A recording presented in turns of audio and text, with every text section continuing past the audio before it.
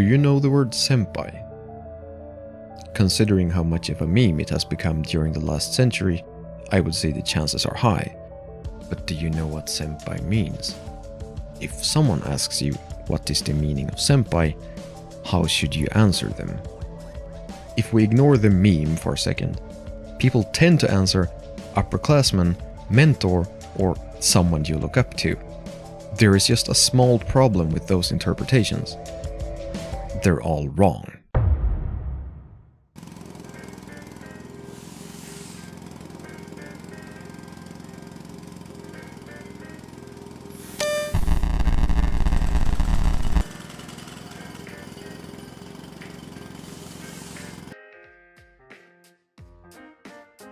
Okay, when I say that they are wrong, what I mean is that they are too specific.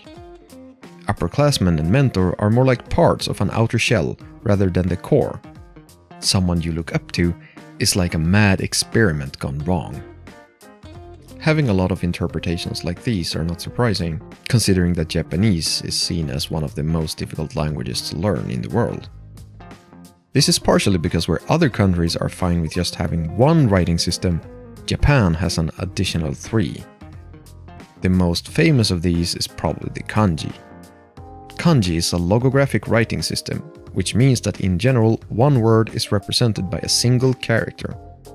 These are often made out of other more basic kanji called radicals, each with their own meaning. And while kanji is perfect for exotic looking tattoos and art, as long as you get the right one, they can make things very complex when it comes to mastering the language.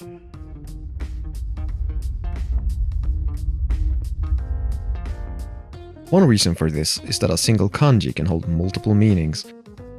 In some cases, it even holds 2 completely opposite meanings, something I personally found out at my Japanese language school. I was wondering why the homework told me to give vague or irresponsible answers. I found out shortly afterwards that the same set of kanji also means appropriate, amongst other things. Another reason is that a lot of them are pronounced exactly the same. Try to write a single kanji that can be written as ko on your computer, and your computer will present you a list of about 100 different ones that all can be written as ko. This can make writing specific rare ones slightly annoying. There are even more layers that makes Japanese confusing, but we can cover those at another time. My point is that Japanese is tricky, and I do not want to sound too judgmental about mentor and upperclassmen just because I could be wrong myself. But let's look at senpai, and you might see why I consider them to be wrong. The word senpai consists of 2 kanji, sen and pai. The first kanji sen can also be read as saki when it's by itself. It has something like 7 different nuances depending on context, but its main use is to compare the order of 2 points in time, one of which is usually the present.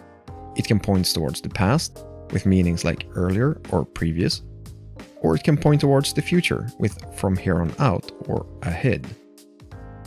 The second kanji, pai, is much more interesting, though it sounds way less delicious when it's by itself, since it becomes yakara or tomogara.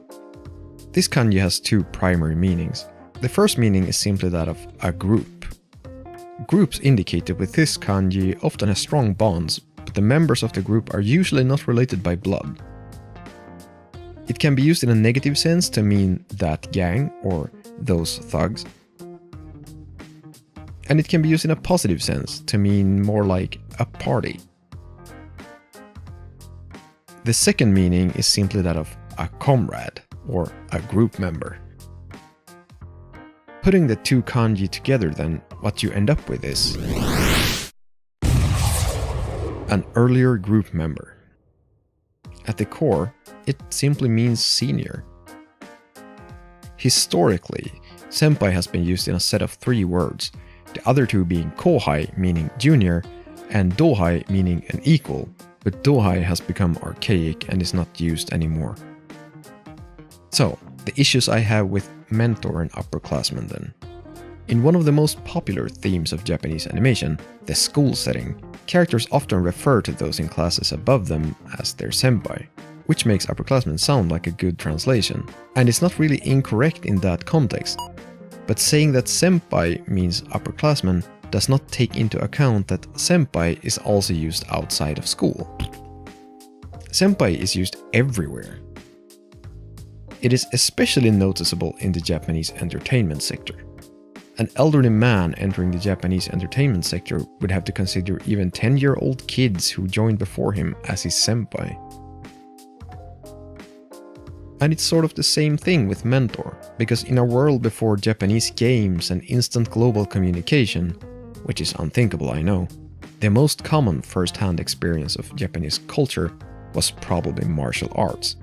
And in pretty much all old Japanese arts, the senior students often had to help their teacher with training new students, which technically makes those specific students mentors, but in Japan, anyone of a higher rank than you is still your senpai, regardless of your relation.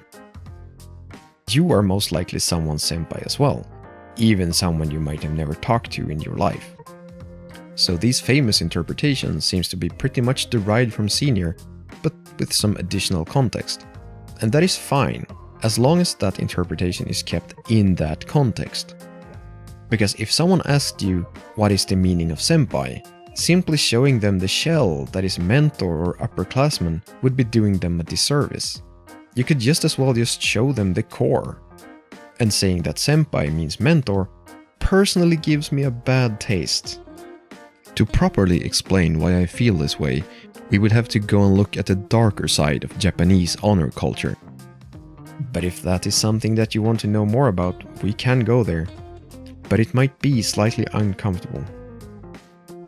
But since you now know how senpai works, and considering that this is the first video of this channel, you should subscribe. You would become the senpai of everyone subscribing after you. And then if you share it, the number of kohais you can get will increase exponentially. And if you are involved with any of these channels, then thank you for noticing me, senpai.